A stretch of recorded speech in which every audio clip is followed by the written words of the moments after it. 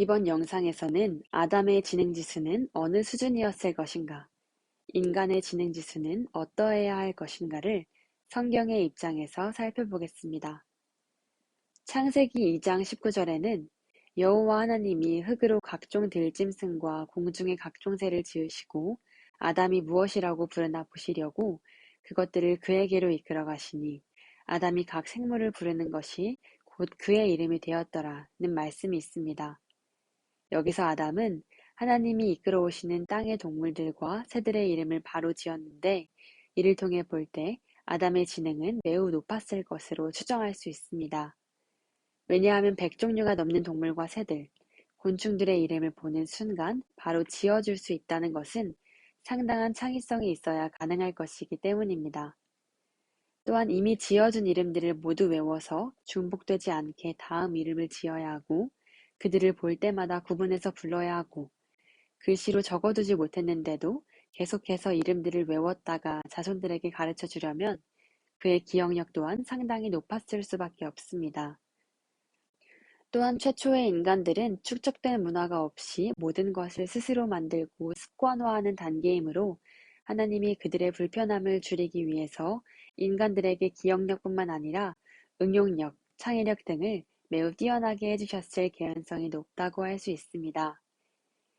인간의 지적 능력이 매우 뛰어나서 문화와 과학기술을 빨리 발달시켜 나갔다는 것은 아담의 아들인 가인이 벌써부터 성을 쌓는 기술을 개발했고 가인의 7대 후손 두발 가인은 창조 후 500년 정도밖에 안 됐는데 구리와 쇠로 여러 가지 기구를 만드는 기술을 가지고 있었다는 것을 봐도 알 수 있습니다.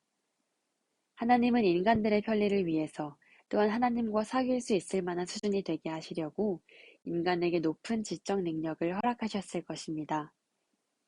그런데 인간들이 범죄한 이후에는 그 지능으로 하나님을 기쁘게 하기보다는 자신을 기쁘게 하는 쪽으로만 쓰는 것입니다. 높은 지능으로 악한 짓만 더 잘하는 것입니다.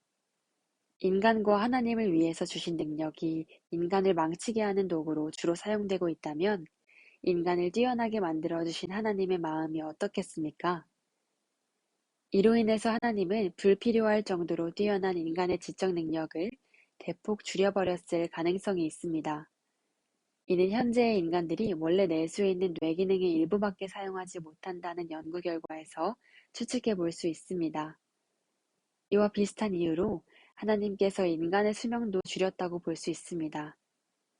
오래 살면 살수록 점점 더 많은 죄를 지으니까 인간들을 오래 살게 할 이유가 별로 없어진 것입니다. 하나님을 경외하는 것이 지혜의 근본이요 거룩한 자를 아는 것이 명철이라는 이 말씀은 바른 믿음을 가진 사람이 지혜와 명철이 더 뛰어날 수 있음을 가르쳐 줍니다. 지혜와 명철은 지능과도 많이 겹치므로 하나님을 바로 믿는 사람은 지능도 낮지 않을 것이라고 추정해 볼 수 있습니다. 실제로 성경 말씀을 규칙적으로 읽으면서 공부하는 사람은 전에 비해서 성적이 오르는 것을 많이 확인해 볼 수 있습니다. 이와는 반대로 하나님을 잘 섬기지 않으면 어리석은 삶을 살 수도 있다는 것을 추측해야 합니다. 참 진리를 몰라서 어리석기도 하고 하나님이 지혜를 뺏어가서 어리석어지기도 합니다. 여기서 하나님 앞에 인간의 지능이 어떠해야 할 것인지 생각해 보겠습니다. 지능이 높으면 편리한 점이 많을 것입니다. 경쟁 사회에서는 높은 지능이 성공을 보장해 주는 것처럼 인식되는 편입니다. 그래서 대부분의 사람들은 자신이나 자녀들의 지능이 높기를 바랍니다. 그들은 자녀들의 지능을 높일 수만 있다면 뭐든지 하려 합니다. 그런데 머리가 좋다는 것이 부모의 기대만큼 최종 결과까지 좋은 것은 별로 아닙니다. 머리가 좋은 사람들은 공부나 일을 조금만 해도 성과가 잘 나니까 인생을 쉽게 생각하고 노력을 별로 안 하는 경우가 많습니다. 그보다는 많은 시간을 컴퓨터나 육신적인 즐거움에 빠져 삽니다. 이렇게 놀다 보니 전문 지식을 위한 기초를 쌓아야 할 시기가 어느새 금방 지나가 버립니다. 정신을 차려보니 특별한 지식도 없이 어느새 나이만 들어버리기도 합니다. 물론 지능이 뛰어나면서 열심히 노력하는 사람들도 많이 있습니다. 그런데 지능이 높아서 실패와 눈물을 덜 겪어본 사람들은 또 예수님을 받아들이기가 더 어렵습니다. 반면에 지적인 면에 자신이 없는 사람들은 자기의 부족함을 깨닫고 열심히 노력하며 살게 됩니다. 그러다 보면 어느새 많은 것을 배우고 익혀서 다양한 지식과 역량을 갖추게 됩니다. 노력하다 보니 특정 분야의 경험치가 계속 증가해서 결국은 자기 분야에서 승자가 되기도 합니다. 이와 같이 인간의 지능은 하나님 앞에 바른 삶을 사는 데 있어서 도움이 못 된다는 것을 알 수 있습니다. 자녀들의 지능 지수에 지대한 관심을 가지신 분들이요. 하나님께서는 우리가 자녀의 지능에 관심을 쏟기보다는 그들이 좋은 비전을 가지고 성실하게 노력하는 사람이 되도록 힘쓰는 것을 더 좋게 보시지 않겠습니까? 또한 우리 자녀가 얼마나 따뜻한 성품을 가지고 주변 사람들을 이해하고 도와주는지, 부모의 말씀을 얼마나 잘 듣고 순종하는지, 얼마나 퇴폐적인 오락을 멀리하고 친구들을 건전하게 사귀는지 등이 하나님을 더 기쁘게 하지 않겠습니까?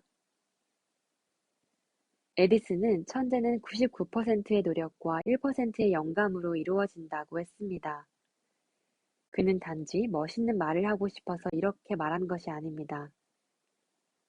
본인이 천재가 아닌데도 불구하고 무한한 노력으로 많은 업적을 이루어낸 것을 알기 때문에 경험자의 깨달음을 말한 것입니다. 에디슨은 좋은 생각이 스쳐 지나가기만 해도 그것을 바로 노트에 적어두고 연구하느라 평생에 3,000권 이상의 노트를 가지고 있었다고 합니다. 이는 머리보다는 좋은 습관과 노력이 몇 배나 더 중요하다는 것을 알려주는 것입니다. 하나님도 노력하는 사람을 더 좋아하십니다. 야곱과 요셉은 늘 성실히 일했으며 다윗도 문학 공부와 악기 연주, 울매돌 던지기 연습 등을 평소에 매우 열심히 하던 사람입니다. 하나님은 머리가 좋은 사람보다도 바른 믿음으로 성실하게 노력하는 사람을 더 들어서 쓰십니다. 그러므로 자녀들에게 높은 지능을 바라기보다는 어려서부터 바른 믿음과 순종의 사람이 되도록 이끌어주는 것이 몇 배나 더 중요한 것이라 할 수 있을 것입니다. 이번 영상에서는 인간들이 하나님을 거절할수록 지혜를 잃어버리고 그들의 삶도 성공적일 수 없다는 것을 알아봤습니다.